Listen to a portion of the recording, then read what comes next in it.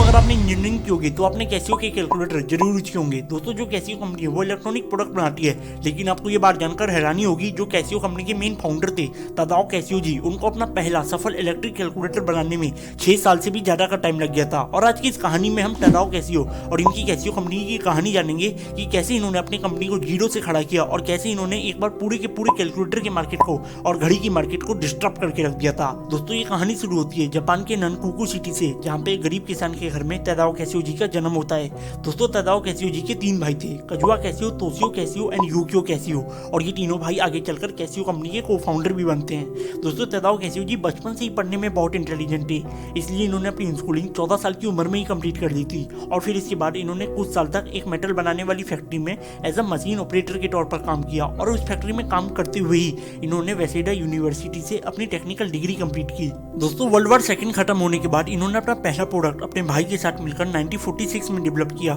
जो कि था एक फिंगर रिंग पाइप, जिसमें कोई भी इंसान सिगरेट पीते हुए ही अपना कोई दूसरा भी काम कर सकता है। और उस समय जापान के लोग नहाते समय सिगरेट पीना बहुत पसंद करते थे, इसलिए इनका ये यूनिक प्रोडक्ट लोगों के बीच में बहुत ज्यादा पॉपुलर हुआ और तादाओ कैसियो जी ने इस प्रोडक्ट को बेचकर बहुत पैसे कमाए। दोस्तों 1949 में एक दिन तादाओ कैसियो जी टोक्यो में हो रहे एक बिजनेस के एग्जीबिशन में जाते हैं, जहां पर उन्होंने पहली बार एक अमेरिकन कंपनी की एक इलेक्ट्रिक कैलकुलेटर को देखा, जहां पर तादाओ कैसियो जी को ये एहसास हुआ कि ऐसे कैलकुलेटर तो मैं भी बना सकता हूँ। और उस एग्जीबिशन से निकलते हुए उन्होंने ये तय कर दिया था कि इन अमेरिकन कैलकुलेटर से अच्छे और सस्ते कैलकुलेटर मैं खुद ही बनाऊंगा। दोस्तों यहाँ पर एक और चीज बताना चाहूंगा कि उस समय जो जापान में कैलकुलेटर बनते थे वो मैकेनिकल गेट से बनते थे, जिन्हें ऑपरेट करना बहुत ही मुश्किल होता था, और साथ में वो बहुत ही स्लो भी होते थे, जिसकी वजह से लोगों को कुछ भी कैलकुलेट करने में बहुत समय लगता था। और इन्हीं सारी प्रॉब्लम को सॉल्व करते हुए इन्होंने 1957 में अपना पहला इलेक्ट्रिक कैलकुलेटर कैसियो 40A को मार्केट में लॉन्च किया, जो कि अमेरिकन और फॉरेन की कंपनी के कैलकुलेटर से काफी अच्छे और सस्ते भी थे। जिसके बाद इन्होंने पूरी कैलकुलेटर के मार्केट को डिस्टर्ब करके कैप्चर कर लिया, और इसी साल इन्होंने अपनी कैसियो कंपनी की स्थापना भी की।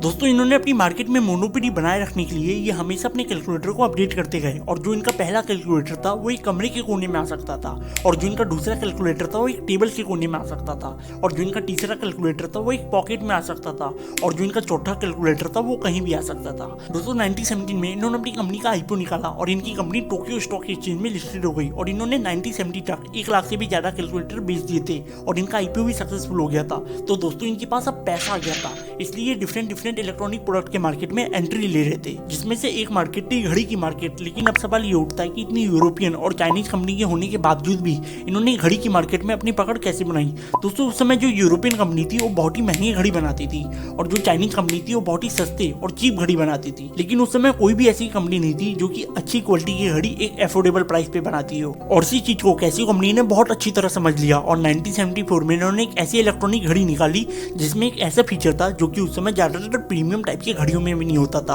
और दोस्तों वो फीचर था कैलेंडर वाला। इस घड़ी में आप टाइम के साथ साथ डे और डेट दोनों देख सकते हो, जो कि उस समय ऐसे फीचर एक अफोर्डेबल घड़ी में होना अपने आप में ही बहुत बड़ी बात थी। इसलिए इनकी ये घड़ी उस समय बहुत ज्यादा पॉपुलर हुई, और जिसकी वजह से कैसियो कंपनी को बहुत ज्यादा प्रॉफिट हुआ। दोस्तों कैसियो कंपनी उन कंपनियों में से एक है जिन्होंने पहली बार एक ऐसी घड़ी बनाई थी जिसमें आप अलग अलग कंट्री के अलग अलग टाइम जोन जान सकते हो। आप अपने घड़ी से ही अपने आसपास के टेम्परेचर को, अपने आसपास के एटमॉस्फेरिक प्रेशर को जान सकते हो। दोस्तों एटमॉस्फेरिक जानने वाला फीचर तो मोबाइल में भी नहीं होता है, और इसी चीज से पता चलता है कि कैसियो कंपनी कितनी इनोवेटिव कंपनी थी। और इसी इनोवेटिव चीज के चलते 1980 तक आते आते कैसियो कंपनी बहुत सारे इलेक्ट्रॉनिक प्रोडक्ट बनाने लगी, जैसे म्यूजिकल कीबोर्ड हो गया, प्रिंटर हो गया, रेडियो हो गया, कैमरा हो गया, और बहुत सारे इनोवेटिव प्रोडक्ट जो कि आप अभी स्क्रीन पे देख सकते हो। और दोस्तों एंड में हमें कैसियो कंपनी से एक बहुत अच्छी बात सीखने को मिलती है कि अगर आपको अपने बिजनेस में कंपटीशन को खत्म करना है तो आप कैसियो की तरह इतने इनोवेशन करते रहिए कि आपका कॉम्पिटिटर आप तक कभी पहुंच ही ना पाए। और हाँ, अगर आपका कॉम्पिटिटर तब भी आप तक पहुंच गया तब आप अपने कॉम्पिटिटर को ही खरीद लीजिए।